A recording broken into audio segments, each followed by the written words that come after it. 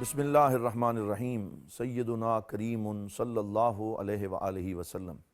معزز سامعین و ناظرین، رمضان المبارک کے پرکیف لمحات ہیں اور ہم اللہ رب العزت کے خاص فضل و کرم سے رمضان کے روزے بھی رکھ رہے ہیں اور اس کے ساتھ ساتھ اللہ رب العزت کی بارگاہ کے لطف و کرم اور اس کی عنایات کی بارش میں اپنی زندگی بسر کر رہے ہیں۔ ہمیں شکر بجا لانا چاہیے کہ اللہ رب العزت نے ایک مرتبہ پھر ہمیں رمضان المبارک کی عظیم نعمت عطا فرمائی، ہمارے اوپر کرم فرمایا۔ میں اس کرم کے کہاں تھا قابل، حضور کی بندہ پروری ہے۔ اور کسی نے کہا تھا کہ میری طلب بھی انہی کے کرم کا صدقہ ہے، قدم یہ اٹھتے نہیں ہیں اٹھائے جاتے ہیں۔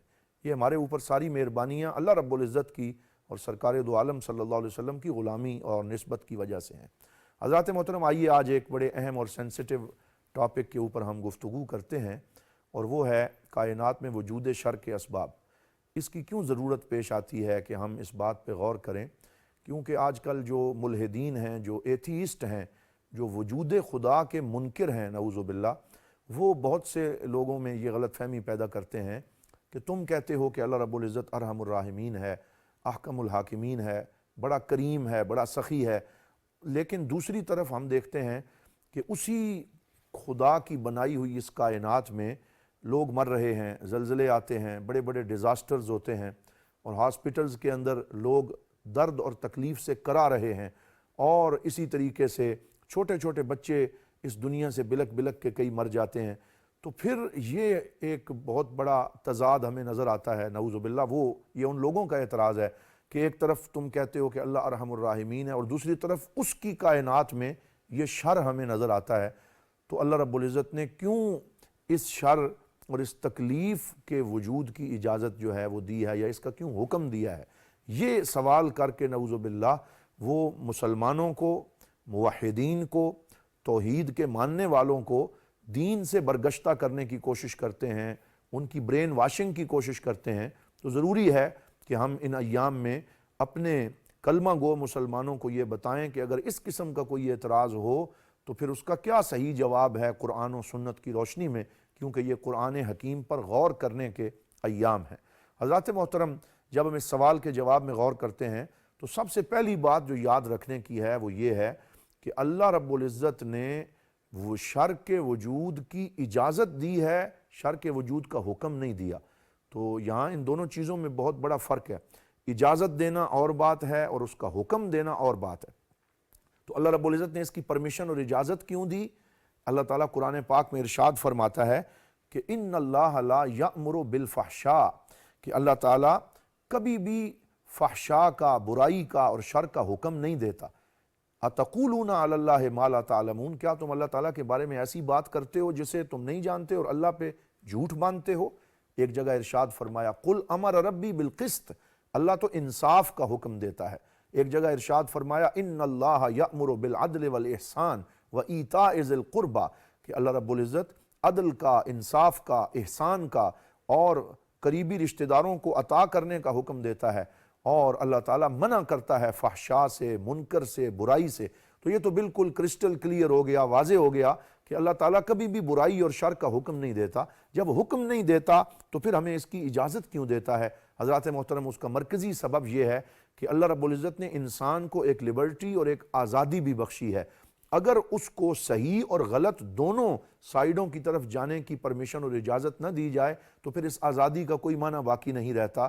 کیسے ہو سکتا ہے کہ ایک انسان کو آپ ایسی پروگرامنگ کر دیں کہ وہ غلطی کر ہی نہ سکے، وہ شر کی طرف جا ہی نہ سکے، اور پھر آپ یہ کہیں کہ وہ آزاد ہے؟ وہ پھر آزاد نہیں ہے، وہ تو پھر فرشتوں کی مانند ایک مشینری ہو گئی کہ جو ہر وقت ایک ہی کام میں مشغول ہیں۔ جو رکوع میں ہیں وہ رکوع میں ہیں، جو سجدے میں ہیں وہ سجدے میں ہیں، جو تسبیحات میں ہیں وہ تسبیحات میں ہیں، ان کے پاس کوئی اور آپشن ہی نہیں۔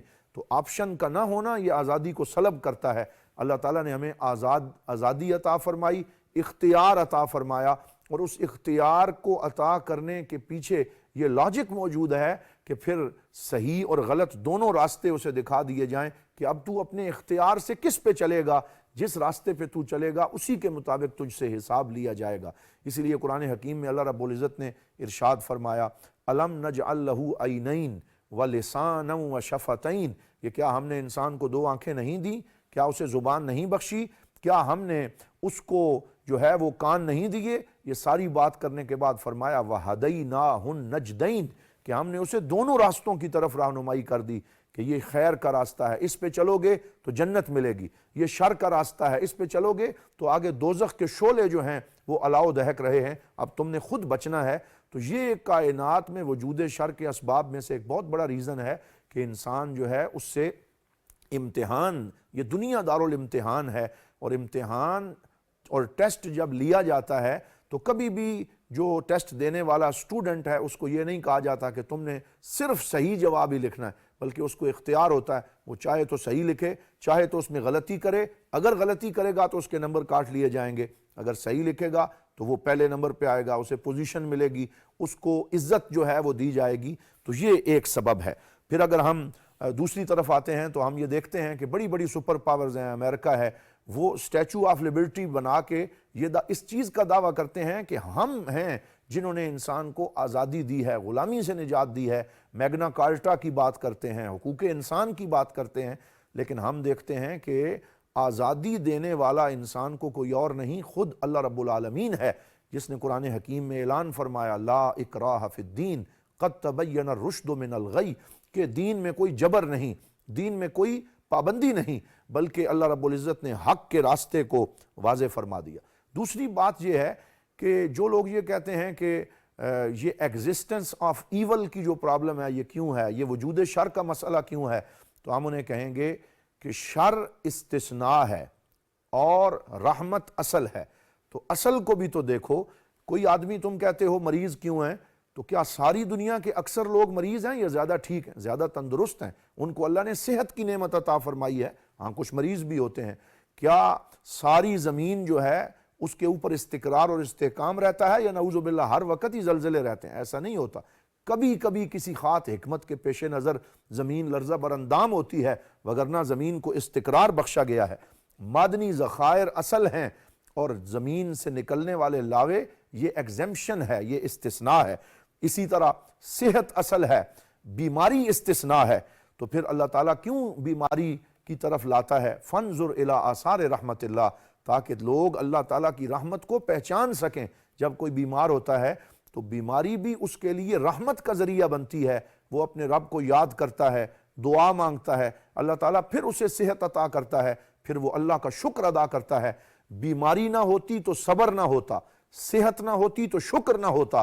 تو یہ صبر اور شکر کی وہ کیفیات ہیں جن میں اللہ رب العزت اپنے بندے کو رکھتا ہے، اور صبر میں بھی اس کے لیے اجر ہے، شکر میں بھی اس کے لیے اجر ہے، اور یہ اللہ رب العزت کی رحمت اور کرم نوازی کے ذریعے۔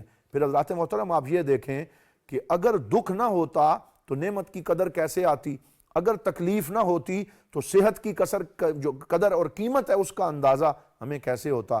کسی نے بڑا خوب کہا کہ اگر یوسف علیہ السلام جیل میں نہ جاتے تو پھر وہ عزیز مصر بھی نہ بنتے، اور اگر وہ اس امتحان سے نہ گزرتے تو پھر وہ مصر کے تخت کے اوپر بھی نہ بیٹھتے۔ ان مع العسر یسرا، ان مع العسر یسرا، تنگی کے بعد آسانی ہے، امتحان کے بعد راحت ہے، مرض کے بعد صحت ہے، اور یہ اللہ رب العزت کا وہ نظام ہے جس کے تحت اللہ تعالیٰ اپنے بندوں کے اوپر مہربانی فرماتا ہے۔ یہ زندگی ایک مدرسہ ہے، یہ زندگی ایک انسٹیٹیوشن ہے، یہ سیکھنے کی جگہ ہے، یہاں سے ہر موڑ پہ ہم کچھ سبق حاصل کرتے ہیں، اور مدرسہ وہی ہوتا ہے جس میں صحیح کے ساتھ غلط جواب اور غلطی کی بھی اجازت ہوتی ہے، تاکہ انسان اپنی غلطی سے بھی سیکھ سکے۔ حضرات محترم، ایک اور بات یہاں جس کا میں اضافہ کرنا چاہوں گا، وجود شر کے اس سوال کو ایڈریس کرتے ہوئے ہمیں یہ بھی پیش نظر رکھنا چاہیے کہ انسان خود بھی اپنے ہاتھوں اپنے آپ کو شر میں مبتلا کرتا ہے۔ یہ جو کچھ ہم دیکھتے ہیں یہ انسان کا اپنا کیا دھرا ہے۔ اللہ نے تو کائنات کو خوبصورت بنایا، اس نے تو اس کو نظاروں سے سجا دیا، لیکن وہ انسان ہی ہے جو اپنی غلط حرکتوں کی وجہ سے اور اپنی خطاؤں کی وجہ سے اس خوبصورت زمین کو بدنما بناتا ہے۔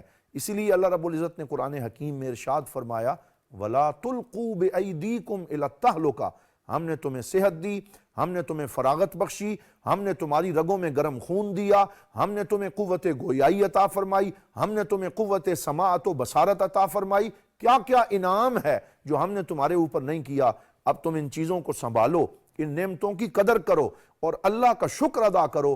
لَإِن شَكَرْتُمْ لَأَزِيدَنَّكُمْ، اگر تم شکر کرو گے میں تمہیں اور نعمتیں جو ہیں وہ عطا کروں گا۔ وَإِن كَفَرْتُمْ إِنَّ عَذَابِي لَشَدِيدٌ، اور اگر تم نے ناشکری کی تو پھر پکڑ بھی آئے گی، پھر گرفت بھی آئے گی۔ اسی لیے بعض لوگ اپنے گھروں کے اوپر یہ جملہ تو لکھوا دیتے ہیں ہَذَا مِن فضل ربی، اور صرف اسی پہ روک دیتے ہیں، انہیں پورا جملہ لکھنا چاہیے جو قرآن میں ہے، ہَذَا مِن فضل ربی لِيَبْلُوَنِي أَأَشْكُرُ أَمْ أَكْفُرُ، یہ میرے رب کا میرے اوپر فضل ہے تاکہ میرا رب مجھے آزما سکے کہ میں شکر کرتا ہوں یا ناشکری کرتا ہوں۔ تو یہ دنیا دارالامتحان ہے اور اس میں اللہ رب العزت ہمیں آزماتا ہے۔ حضرات محترم، آپ دیکھیں کہ اللہ نے کتنی خوبصورت کائنات ہمیں دی۔ درخت کون کاٹتا ہے؟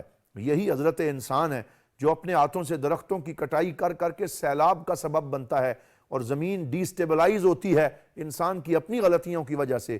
یہ فیکٹریوں کا ویسٹ، یہ مختلف کارخانوں سے نکلنے والا دھواں، یہ انسان جو اپنے لیے خود جو ہے وہ تکلیف کے بیج بوتا ہے، تو پھر ضرور اس کو وہ چیزیں جو ہیں ان کو فیس کرنا پڑتا ہے۔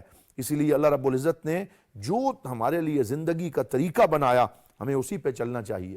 کسی نے بہت خوبصورت جملہ لکھا کہ اللہ نے ہواؤں کو مسخر کیا، پانی کے اوپر کشتیاں چلانے کی اجازت دی، انسان نے جب ہوائی جہاز بنائے اور وہ پانی کے اوپر انہیں ڈالا، ہواؤں نے ہوائی جہاز کو چلا تو دیا لیکن جہاز کا جو کیپٹن تھا اس نے اس بحری جہاز کی کیپیسٹی سے زیادہ اس میں لوگوں اور پیسنجرز کو بٹھایا اور پھر کہتا ہے کہ یہ وجود شر کیوں ہے۔